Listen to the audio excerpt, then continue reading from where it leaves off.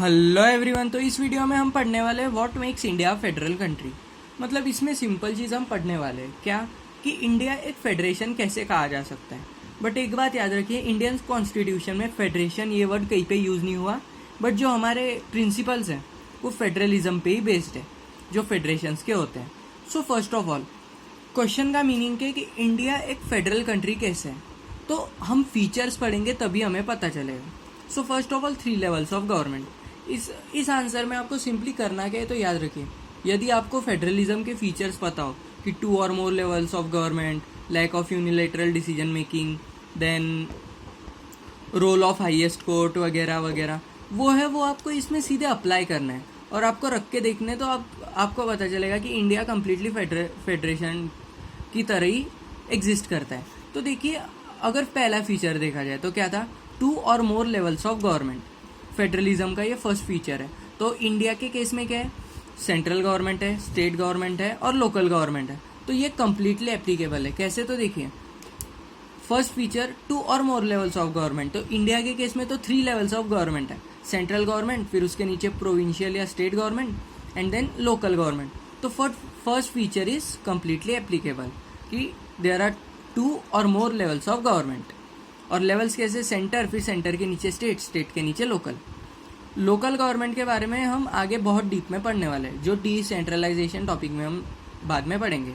उसके बाद 3-fold distribution of legislative power. देखिए, लेजिस्लेचर जो होती है वो बॉडी लॉ मेकिंग बॉडी होती है, वो लॉज बनाने का काम करती है।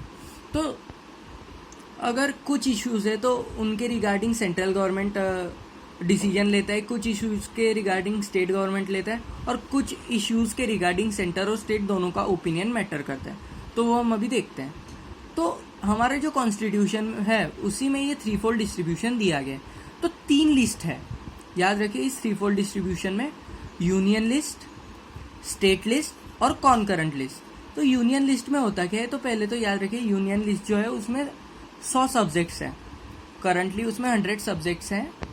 ये जनरली बुक में दिया नहीं है, बट जनरल नॉलेज के लिए मैं आपको बता दूं, इट कंटेन्स 100 सब्जेक्ट्स और जो बुक में दिया है वो है ये और ये।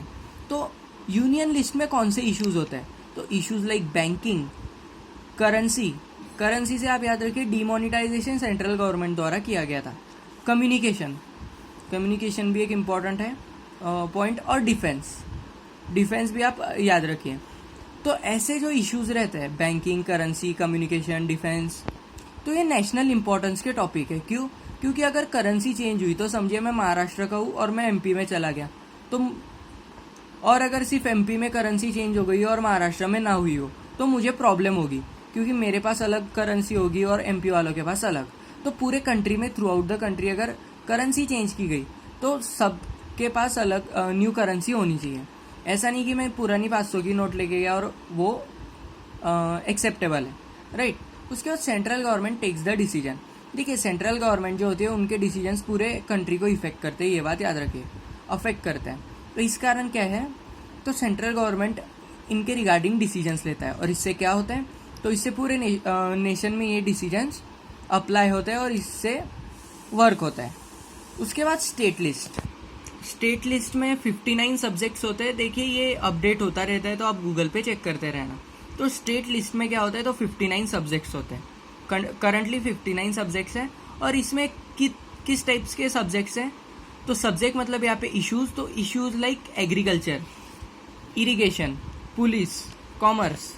तो आप इसको सिंपली याद रखिए। एग्रीकल्चर का अगर देखिए, अलग अलग पॉलिसीज अलग अलग कंट्रीज में, अलग अलग स्टेट्स में होती है, कंट्रीज नहीं स्टेट्स। देखिए, apart from geographical conditions, varying geographical conditions अगर देखा जाए, अगर ये डिसीजन सेंट्रल गवर्नमेंट ने लिए होते तो पूरे कंट्री में, through out the country, net sown area, gross cropped area, वो थोड़ा बैलेंस्ड रहता। बट कुछ रीजन जैसे कि पंजाब, हरियाणा, वहाँ पे नेट सोन एरिया बहुत ज़्यादा है। बट कुछ reasons in north eastern states, वहाँ पे नेट सोन एरिया बहुत कम है। तो इससे हम क्या कह सकते हैं कि एग्रीकल्चर जो है वो स्टेट वाइज उस पर पॉलिसीज बनती है, इस कारण वो स्टेट लिस्ट में इन्वॉल्व है। और स्टेट लिस्ट, यूनियन लिस्ट में यूनियन गवर्नमेंट जो है वो डिसीजन लेता है, जिसे हम सेंट्रल गवर्नमेंट भी कहते हैं या फेडरल गवर्नमेंट भी कहते हैं। और स्टेट लिस्ट में स्टेट गवर्नमेंट डिसीजन लेता है। याद रखिए। तो इन इश्यूज़ में याद रखिए स्टेट गवर्नमेंट कोई भी डिसीजन ले, सेंट्रल गवर्नमेंट का कोई हक नहीं बनता उन पे अपना डिसीजन थोपने का। Means state government works independently upon these decisions, upon this issues. उसके बाद कॉन्करेंट लिस्ट में 52 सब्जेक्ट्स है करंटली, और इसमें कैसे इश्यूज होते हैं तो मैरिज, एडॉप्शन, डिवोर्स और एजुकेशन। तो देखिए इसमें ऐसे डाइवर्स इश्यूज होते हैं जो पूरे कंट्री को ऐसे इफेक्ट करे, जो स्टेट में भी एप्लीकेबल हो और पूरे नेशन के लिए भी एप्लीकेबल हो, यूनियन टेरिटरीज हो या कोई भी। मतलब ये नेचुरल टू मैनकाइंड टाइप है, यूनिवर्सल इश्यूज की तरह है। जैसे कि मैरिज, देखिए शादी के रिगार्डिंग अगर डिसीजंस बन रहे हो तो स्टेट का भी ओपिनियन ज़रूरी है, और हम कह सकते हैं सेंट्रल का भी ओपिनियन ज़रूरी है, सेंट्रल गवर्नमेंट का। एडॉप्शन, गोद लेना, डाइवोर्स, तलाक, एजुकेशन, शिक्षा, इन इशू मतलब ये ऐसे इश्यूज है, ये हर एक को इफेक्ट करते हैं, राइट। जैसे कि बैंकिंग, ज़रूरी नहीं है हर चीज़ बैंकिंग से चलती हो, बट एजुकेशन से हर चीज़ चलती है, राइट। उसी तरह तो central government and state government both take decisions. Concurrent list का ये बहुत इंपॉर्टेंट फीचर है कि सेंट्रल गवर्नमेंट और स्टेट गवर्नमेंट दोनों का ओपिनियन मैटर करता है, दोनों साथ में मिलकर डिसीजन लेती है। बट अगर during dispute decision is taken by central government और decision of central government is prevailed. मतलब अगर समझिए दोनों में झगड़े हो गए, सेंट्रल गवर्नमेंट का ओपिनियन अलग हुआ और स्टेट गवर्नमेंट चाहती है कि ये ना हो, मतलब दोनों की अलग अलग ख्वाहिश हो, तो जो सेंट्रल गवर्नमेंट चाहेगी वही ज़्यादा आगे बढ़ाया जाएगा, वही अप्रूव किया जाएगा। इससे बात याद रखिए कि कॉन्करेंट लिस्ट में अल्टीमेटली हम कह सकते हैं सेंट्रल गवर्नमेंट ज़्यादा इंपॉर्टेंट रोल प्ले करते हैं, क्योंकि अगर डिस्प्यूट हुआ तो सेंट्रल गवर्नमेंट का पर्दा भारी रहेगा। यहाँ पे और एक लिस्ट होती है, ये बात याद रखिए, जो कॉन्स्टिट्यूशन बनने के बाद आई थी। क्योंकि देखिए कुछ इश्यूज होते हैं जो तब नहीं थे बट अब बहुत इम्प्रूव हो रहे हैं और एग्जिस्टेंस में आ रहे हैं, तो वो इश्यूज 4th लिस्ट में आते हैं, वो है रेसिड्यूरी लिस्ट। रेसिड्यूरी लिस्ट में वैसे सब्जेक्ट्स आते हैं जो कॉन्स्टिट्यूशन के वक्त इन्वॉल्व नहीं थे, जैसे कि कंप्यूटर सॉफ्टवेयर एंड ऑल। ये जो नए इश्यूज है वो रेसिड्यूरी लिस्ट में आते हैं, ये बात याद रखिए। उसके बाद अगला feature unequal status and powers. तो ये भी बात याद रखिए, अगर हमने इंडिया को देखा तो हमने कमिंग टुगेदर फेडरेशन और होल्डिंग टुगेदर फेडरेशन भी देखा है। मेरे चैनल पे आप देख सकते हो, वो वीडियोस मैंने डाले। तो कमिंग टुगेदर फेडरेशन और होल्डिंग टुगेदर फेडरेशन में देखा कि इंडिया तो होल्डिंग टुगेदर फेडरेशन है, तो उसके जो सब यूनिट्स रहेंगे तो वो रहेंगे they will possess unequal powers.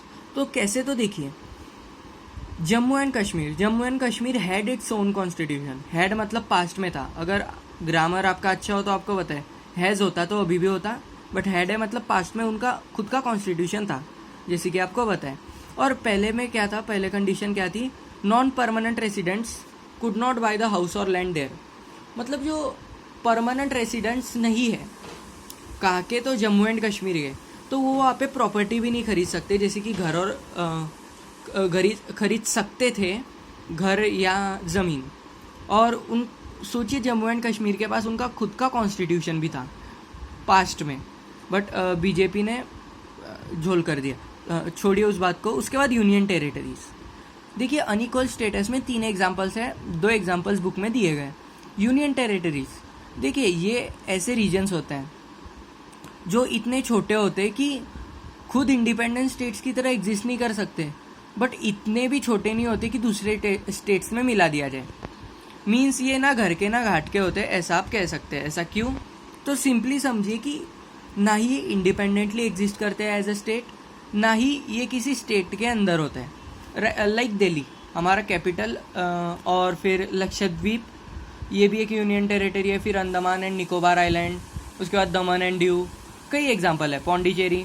तो ये जो होते हैं इनके रिगार्डिंग जो डिसीजंस होते हैं वो सेंट्रल गवर्नमेंट लेता है। देखिए दिल्ली अगर देखा जाए तो यूपी का पार्ट हो सकता था, बट अगर देखा जाए तो उनकी दिल्ली पुलिस जो रहेगी वो केजरीवाल की कभी नहीं सुनेगी, वो मोदी जी की ही सुनेगी, because central government takes decision regarding union territories, ये बात याद रखें।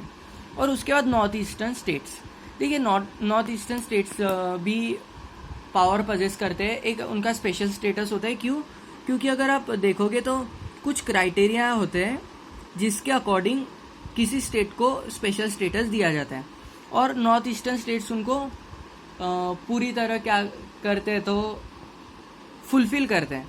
लाइक एक पर्टिकुलर एल्टीट्यूड हुआ, और फिर वहाँ की इकोनॉमिक कंडीशन हुई, एजुकेशन कंडीशन हुई, according to that the special status is given. तो ये बात याद रखिए। उसके बाद रोल ऑफ हाईएस्ट कोर्ट, तो ये भी एक फेडरलिज्म का ही फीचर था। तो उसमें दिया गया था कि सुप्रीम कोर्ट इंडिया का हाईएस्ट कोर्ट है, आपको बताएं।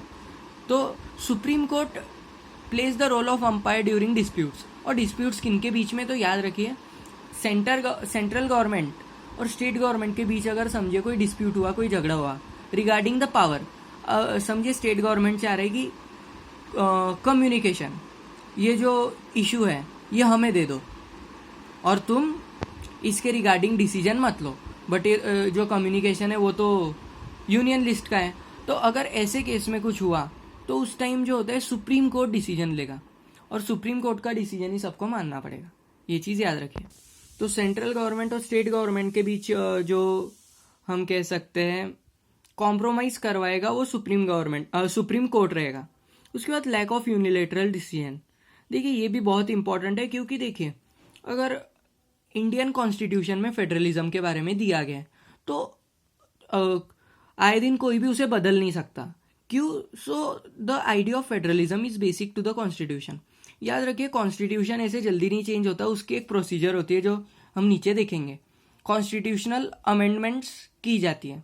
तो फेडरलिज्म जो है ये बहुत बेसिक आइडिया है कॉन्स्टिट्यूशन में, और इससे क्या होता है अगर इसके प्रोविजंस में चेंज लाना हो, समझिए फेडरलिज्म का कोई प्रोविजन है और उसमें चेंज लाना हो तो क्या करना पड़ेगा, both houses of the parliament with 2/3 majority have to approve.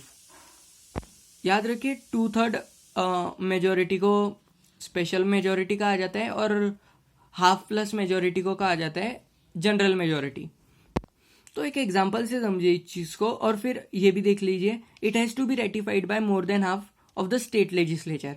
मतलब इंडिया में जितने भी स्टेट्स रहेंगे उनमें से 50% से ज़्यादा, मतलब समझिए 28 स्टेट्स है तो उनका हाफ कर दीजिए, तो 14 से ज़्यादा स्टेट का स्टेट लेजिस्लेचर ने उस चीज़ को अग्री करना चाहिए, अप्रूव करना चाहिए। अब इसे एक एग्जाम्पल से समझिए। अगर आपके क्लास का कोई मॉनिटर है और उसे चेंज करना है और उसकी जगह कोई न्यू मॉनिटर आपने सजेस्ट किया, तो जो एग्जाम्पल से आप समझिए जो लोअर हाउस रहेगा लोकसभा, वो समझिए क्लास के बॉयज़ हैं, जो अपर हाउस रहेगा वो है समझिए क्लास की गर्ल्स। ऐसा क्यों? तो क्लास में बॉयज़ ज़्यादा होते हैं, गर्ल्स कम होते हैं जनरली, तो लोअर हाउस में भी मेंबर ज़्यादा है, अपर हाउस में कम है। तो बॉयज़ जो है आपके क्लास के, समझिए आप 10th क्लास में, तो आपके क्लास के बॉयज़ जो है वो लोकसभा, जो गर्ल्स है वो विधानसभा, और जो सारे टीचर्स है समझिए स्कूल में 28 टीचर्स है तो वो क्या है, तो हर एक टीचर एक स्टेट है। आपके क्लास में 30 बॉयज़, आपके क्लास में 30 बॉयज़ हैं और 15 गर्ल्स हैं, तो 45 स्टूडेंट्स हैं। तो समझिए अभी 21 बॉयज़ जो है उन्होंने न्यू मॉनिटर के लिए अग्री किया, और गर्ल्स में से 11 गर्ल्स ने अप्रूव किया, तो 21 और 11, तो ये देखिए 2/3 मेजोरिटी यहाँ पे इंश्योर हुई दोनों हाउसेस की तरफ से। और अगर 28 टीचर्स है तो उनमें से 16 टीचर्स ने हाँ बोल दिया कि ये न्यू मॉनिटर अच्छा है, और हर एक टीचर एज अ स्टेट हमने देखा था स्टेट लेजिस्लेचर, तो अगर 16, 21, 11, तो इससे आप देखोगे 2/3 मेजोरिटी तो इंश्योर हुई है, और यहाँ पे स्टेट लेजिस्लेचर की जो हाफ प्लस डिमांड थी वो भी अप्रूव हो गई है, और अगर ऐसा हुआ तो न्यू मॉनिटर आपका बन जाएगा। उसी तरह कॉन्स्टिट्यूशन के प्रोविजंस के साथ भी होता है।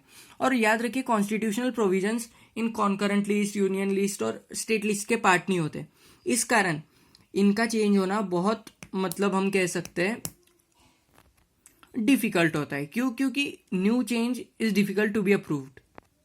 हमारे इंडियंस इतने रेडिकल्स नहीं है कि हर चेंज को अप्रूव कर दे, हम करंट कंडीशन की बात कर रहे हैं। सो यही थे the features of Indian federalism, या फिर हम कह सकते हैं एक क्वेश्चन का आंसर जो था what makes India federal country. So I hope you love the video, keep watching, keep liking, keep subscribing, thank you.